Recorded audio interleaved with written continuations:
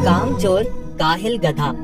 पुराने जमाने की बात है, एक ताजिर था जो शहर से दूर एक गांव में रहता था। वो तिजारत के लिए रोजाना शहर जाता और मुख्तलिफ अशिया की खरीदो फरोख्त किया करता।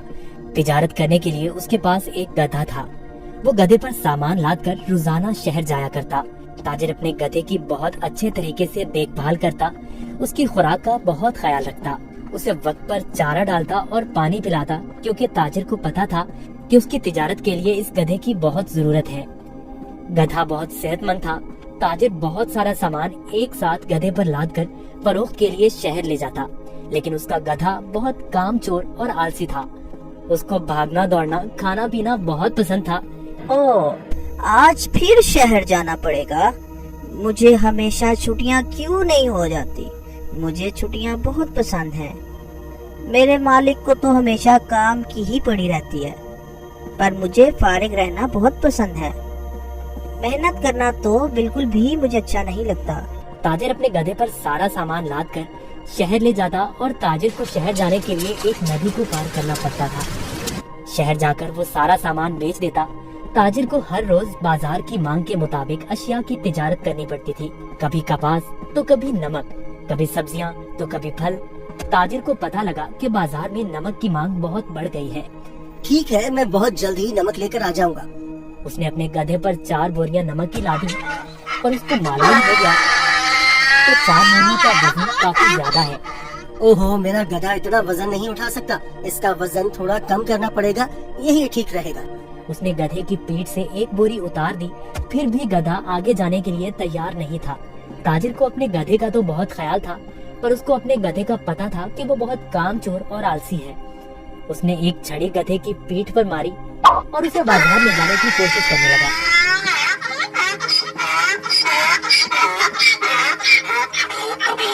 चलो, अब मुझे पता है तुम बहुत आलसी हो। तुम्हें शहर जाना बहुत जरूरी है, क्योंकि बाजार में इस वक्त नमक की बहुत मांग है।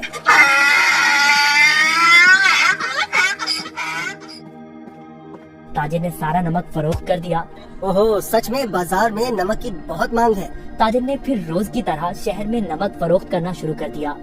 गधे पर कभी 3 तो कभी 4 बोरियां लाद कर बाजार जाना पड़ता था, जिसकी वजह से गधा नाखुश था। पर वापसी पर गधा बिल्कुल खाली आता और बहुत खुश होता। रोज की तरह ताजिर ने फिर से 4 बोरी गधे की पीठ पर लादी और शहर की तरफ निकल पड़ा। जब वो नदी के पास पहुंचा तो उसे पानी ज्यादा नजर आया।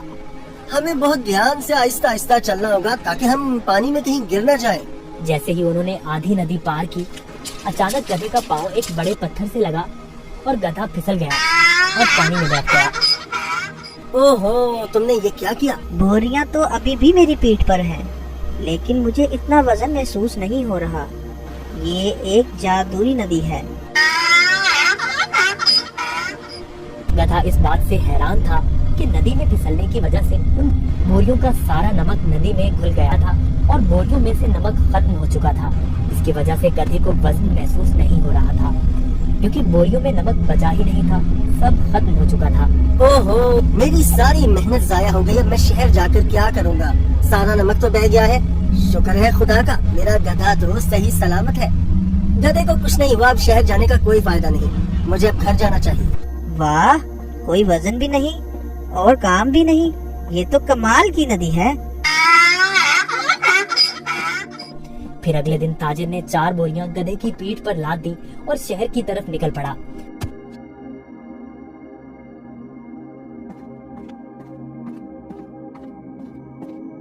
आहा, कल का दिन कितना अच्छा था। कोई काम भी नहीं करना पड़ा था। आज मुझे फिर काम करना पड़ रहा है। ठीक है, आज फिर से मैं आलसीपन दिखाता हूँ और अपना वजन कम करता हूँ। फिर तो मैं नदी से ही घर वापस जा सकता हूँ, कल की तरह। वो एक जादुई नदी है जो मेरा वजन कम कर देती है। वो कल की तरह आज भी मेरी मदद करेगी। ताजिर उस दिन गधे की चालाकी से बिल्कुल बेखबर था।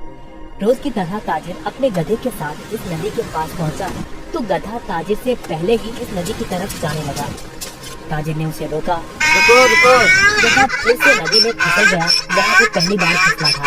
ओहो, तुमने क्या किया? काहे गधे, जल्दी से बाहर आओ। लेकिन बहुत देर हो चुकी थी। बोरियों का सारा नमक नदी में घुल गया।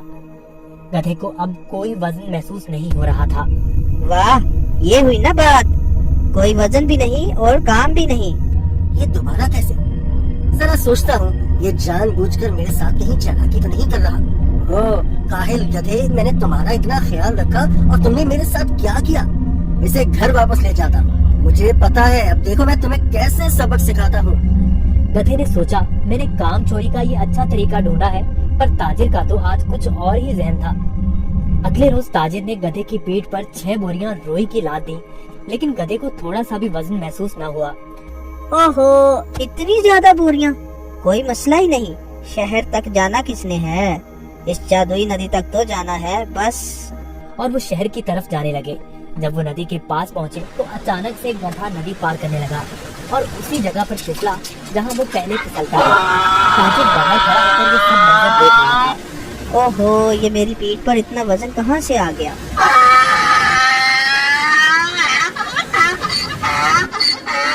ताजिर बहुत समझदार आदमी था। उसको पता चल गया कि उसका गधा जानबूझकर ये सब उसके साथ कर रहा है। इसलिए ताजिर ने इस दफा बोतलों में नमक के बजाय रुई भर दी थी।